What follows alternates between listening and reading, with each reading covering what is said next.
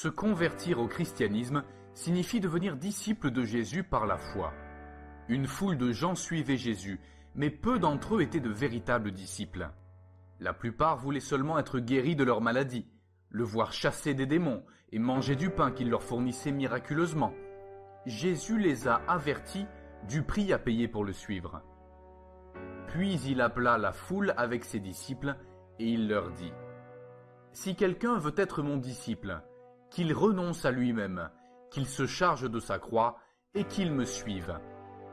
En effet, celui qui voudra sauver sa vie la perdra, mais celui qui la perdra à cause de moi et de la bonne nouvelle la sauvera. Et que servira-t-il à un homme de gagner le monde entier s'il perd son âme ? Que donnera un homme en échange de son âme ? En effet, celui qui aura honte de moi et de mes paroles, au milieu de cette génération adultère et pécheresse, le Fils de l'homme aura honte de lui quand il viendra dans la gloire de son Père avec les saints anges. Suivrez-vous les désirs de votre propre chair, ou renoncerez-vous à vous-même pour suivre Jésus ?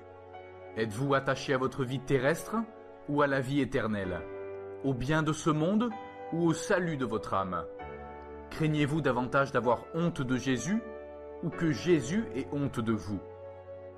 On poursuit ce qui compte pour nous. Vous allez au travail et travaillez dur parce que vous attachez davantage d'importance à la récompense d'un salaire qu'au plaisir éphémère d'une journée passée à la maison devant la télévision.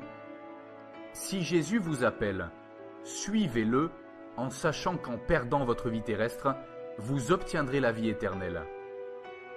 Êtes-vous prêt à suivre Jésus ? Vous devez d'abord calculer le prix à payer. Suivre Jésus vous coûte votre vie. Jésus a dit que vous deviez renoncer à vous-même et porter votre croix. Celui qui refuse de porter sa croix ne peut être un disciple de Christ. Suivre Jésus peut vous coûter votre famille et vos amis.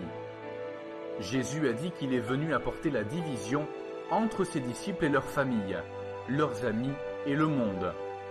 Celui qui ne hait pas sa famille, c'est-à-dire qui la préfère à Jésus, n'est pas digne de Christ.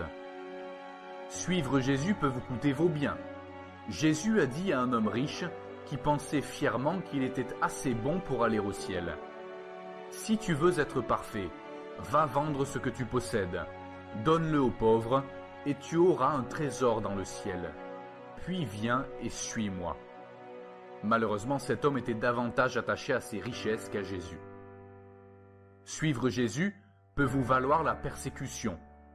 Les chrétiens doivent s'attendre à la souffrance, qui est normale pour qui appartient à l'homme de douleur. Jésus a même qualifié les persécutés d'heureux et ajouté : « Réjouissez-vous et soyez dans l'allégresse, parce que votre récompense sera grande au ciel. » De tout temps, le peuple de Dieu a été persécuté. Les prophètes de l'Ancien Testament ont été insultés, torturés et tués. L'histoire nous apprend que 10 disciples de Jésus ont été exécutés pour avoir prêché Christ. D'après la tradition, Pierre a insisté pour être crucifié la tête vers le bas parce qu'il s'estimait indigne de mourir de la même manière que son Seigneur. Il a pourtant écrit dans sa première lettre : « Si vous êtes insultés à cause du nom du Christ, vous êtes heureux parce que l'Esprit de gloire, l'Esprit de Dieu repose sur vous. » L'apôtre Paul a été emprisonné, battu, a fait naufrage et a été lapidé de nombreuses fois pour avoir prêché Christ. Mais il considérait ses souffrances comme indignes d'être comparées à la récompense dont il savait qu'elle l'attendait au paradis. Suivre Jésus n'implique pas forcément de perdre vos biens, votre famille, vos amis et votre vie. Mais êtes-vous prêt à payer le prix si cela arrivait ?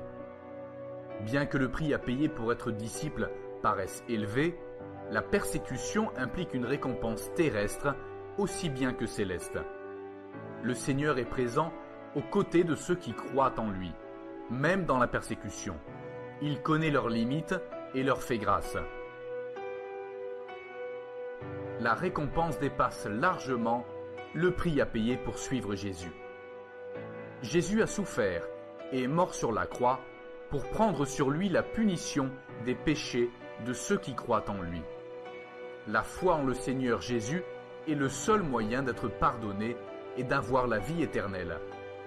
Bien que la persécution n'ajoute rien à l'œuvre parfaite de Christ pour le salut d'un croyant, un véritable croyant doit suivre Jésus à travers la souffrance. De fait, c'est à cela que vous avez été appelés, parce que Christ aussi a souffert pour nous, vous laissant un exemple afin que vous suiviez ses traces. Lui qui n'a pas commis de péché, et dans la bouche duquel on n'a pas trouvé de tromperie, lui qui insultait ne rendait pas l'insulte, maltraité ne faisait pas de menaces, mais s'en remettait à celui qui juge justement, lui qui a lui-même porté nos péchés dans son corps à la croix, afin que, libérés du péché, nous vivions pour la justice. C'est par ces blessures que vous avez été guéris. Vous étiez en effet comme des brebis égarées, mais maintenant vous êtes retournés vers le berger et le protecteur de votre âme.